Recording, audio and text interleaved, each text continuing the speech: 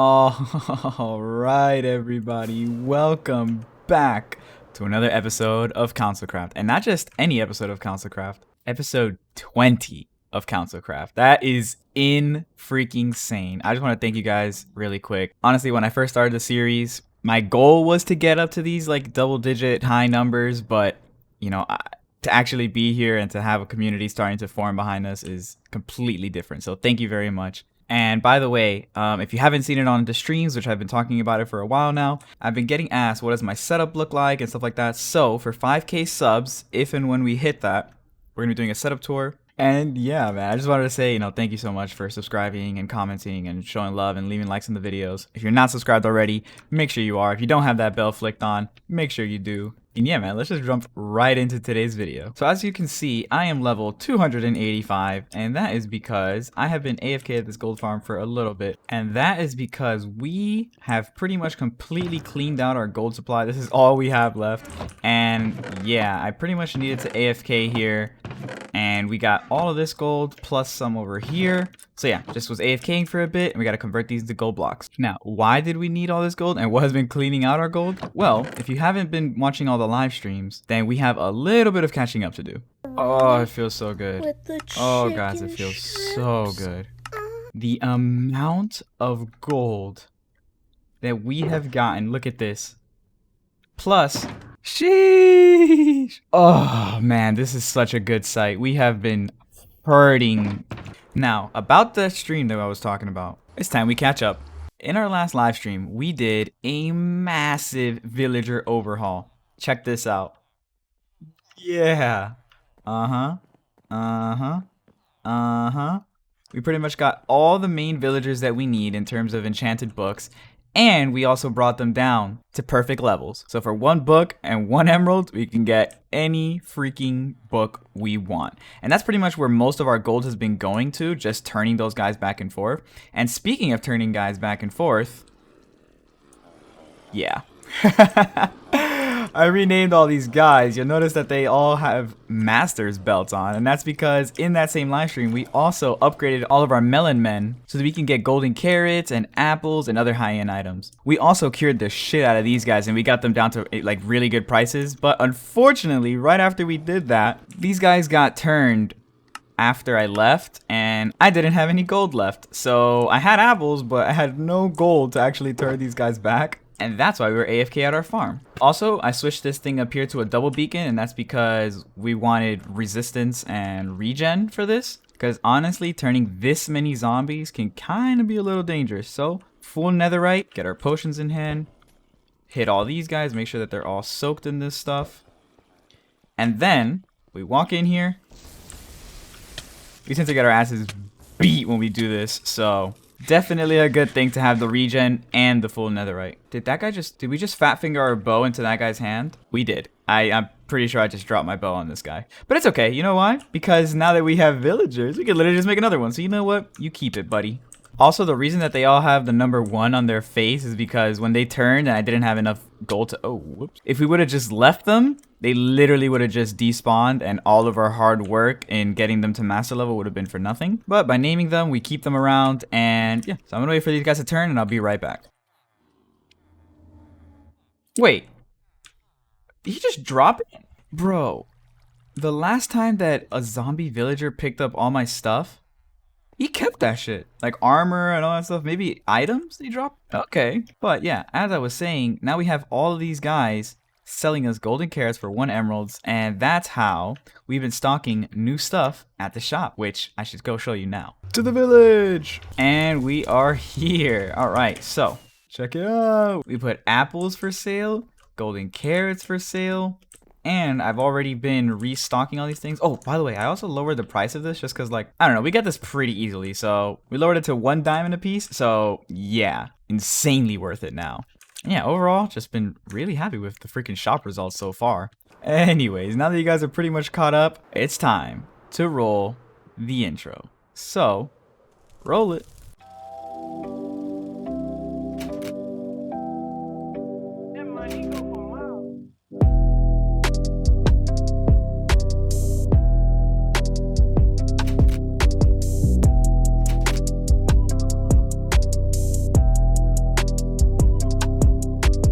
All right, well, now that the intro's over, this episode, oh man, we are going to do one of the coolest builds of farm that I have been putting off for so freaking long. But before we could do that, we need so many materials. If you saw the thumbnail, then you already know we're working with bees, or at least we're trying to. Here's the thing, we need to make beehives. You know how you make beehives? With honeycombs.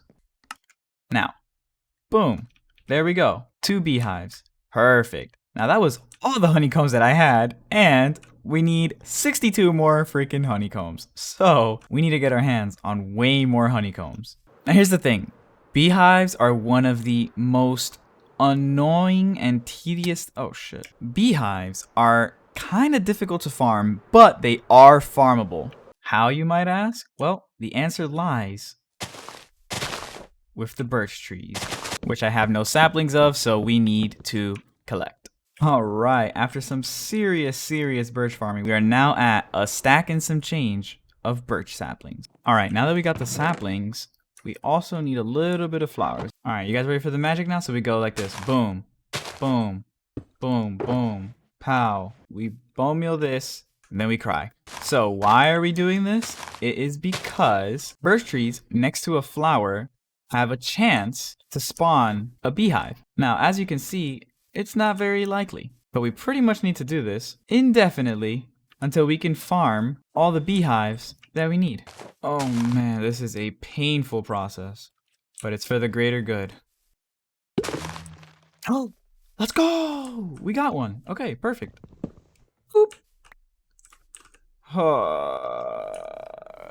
This is gonna suck, but we gotta do it. So we're gonna do this and gather all the resources that we're gonna need for this farm. So you know what? Cue the music. It's time for a grind lapse. Let's go!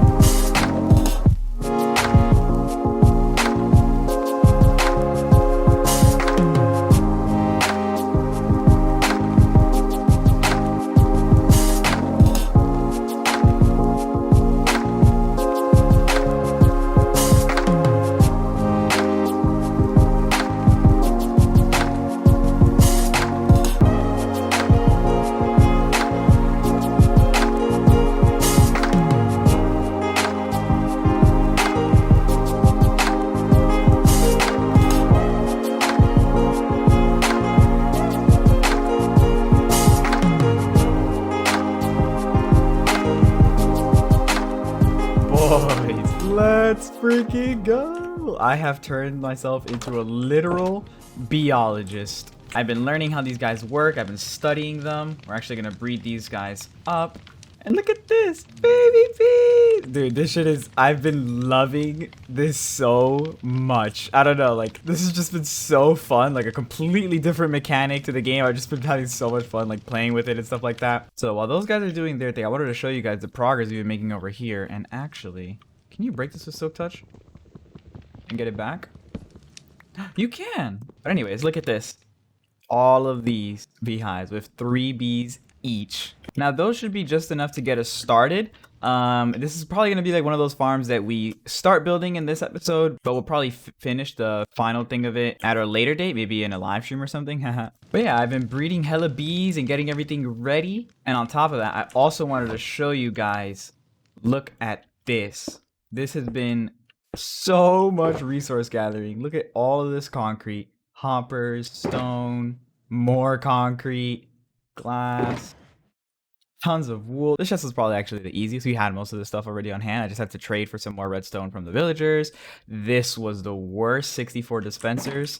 Ugh. But yeah, I mean, with this, I mean, we're pretty much ready to start picking out a spot on where to actually build this thing. I haven't decided yet. See, at first I was thinking about building it like right here in this area, especially since we're kind of already set up here. But then I got to thinking and I was like, nah, I don't know. Maybe we'll put it over here. All right, so it's actually been a couple of minutes. As you can see, the sun went down, but I've just been going around the area and just deciding like more or less where to put it, but this is definitely the area. We're gonna put it right here. And dude, I am so excited to show you guys this design. Not only is it gonna be one of our cooler farms, but it's definitely gonna be probably the cutest farm build we've ever done so far in the series. But before we do that, we gotta do a bit more bee breeding, so I will be right back. Dude, this is so fucking cool! Oh, I love it. But yeah, pretty much, if you guys haven't noticed by now, the process is pretty much just breeding these guys all up and then having them fill up the pockets, and then once they fill them up, we take them out and they're ready to go. Oh, and another thing. So let's say this was a bee nest, right? And we were like, oh, okay, cool. There's bees in there. Let's pick it up. Or, oh, let's get the honeycombs for it and shear it off. Which, by the way, that's how you get the different items from here. You can either shear it, which will give you honeycombs, or if you right-click with a glass bottle, it'll give you honey. Now, like I was saying, if you were to just shear this or get the bottles or break them out, the bees would actually pop out and then come face fuck you. And like, not in a good way. Like, they would just start stinging you, you get poison, and it's not fun, right? But if you smoke them out, which, you know, it's just common courtesy, you know what I'm saying? You smoke out the bees, you do this, and then you're safe to do whatever you want, and they're chilling. And by the way, this is actually a phenomenon that happens in real life, which is pretty freaking cool. I didn't know that it was so coolly implemented into Minecraft as well. But yeah, guys, now there's nothing left to do but to build this freaking bee farm. So it's time for a time lapse. Let's go! Bee time.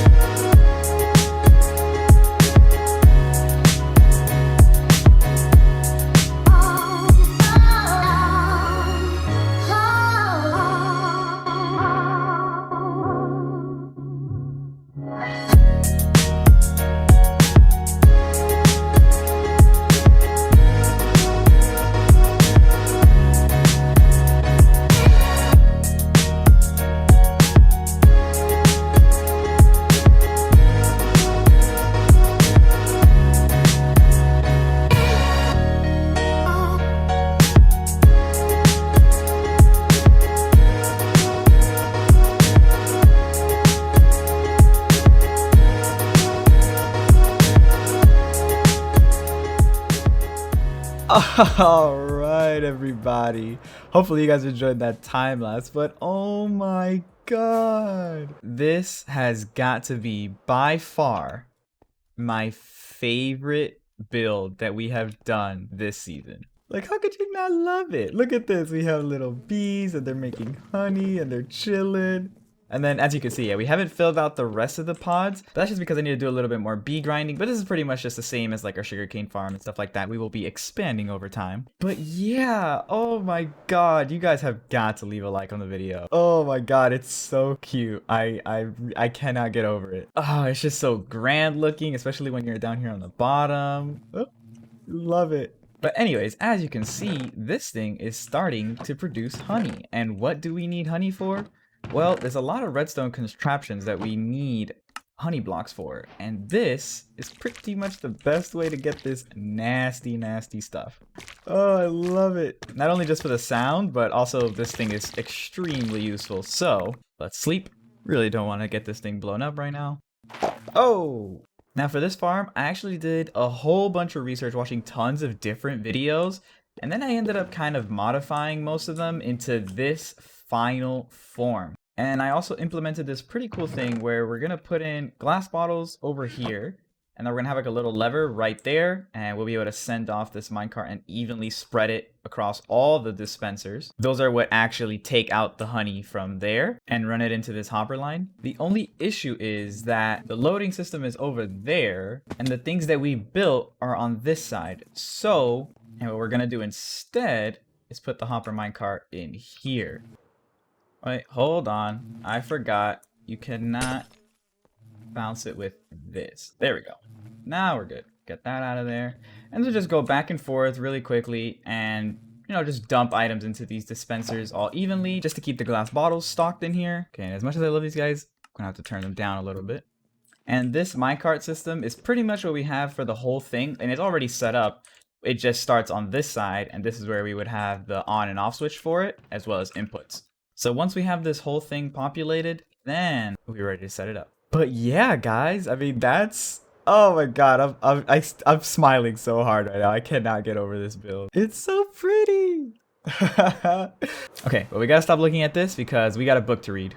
This is it right here. So, Oliver N asks, how do you come up with ideas for your builds? Like your Fection's Perfection shop? Because I can never think of any good creative ideas. All right, well, being honest with you guys, I kind of first think about what I want or what I want to do.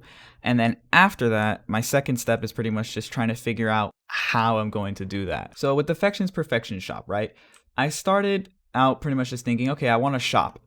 Then my next thought was, okay, it's gonna be kind of big just because I want to put a lot of chests in there, blah, blah, blah. Then I was thinking, what are blocks that are kind of luxurious looking and go well together, but are not too insanely difficult to get in survival? And that's pretty much where I came up with getting the palette of the quartz, glowstone, and dark oak. Then after that, it was pretty much just a matter of throwing stuff down. And to be honest, the first thing I actually came up with were the archways. And then after that is when I was like, oh, what if I just make 4 of these and then connect it in a circle? That was it. That was literally it. And then it was just a little bit of experimentation with how the pattern on the outside was going to be by placing different stairs and stuff. And that was pretty much it. That's how the shop came to be. Now, the most important thing to keep in mind is that all of that stuff was done in my creative world. And that is one of the most important things that I can recommend for anybody playing this game and wanting to do big projects. Always, always, always take your projects and your ideas and design them in creative first, because it is a lot easier to build it out in creative and then make small modifications when you bring it into survival than it is to build it all in survival, try to just figure it out. So yeah, in summary, watch a lot of YouTube videos, experiment in creative, and lay out your goal for what you want to do first. Hey! My favorite streamer just joined. But yeah, guys, that is going to do it. I hope you guys enjoyed. I will catch you guys in the next one, and I'll see you later. Peace.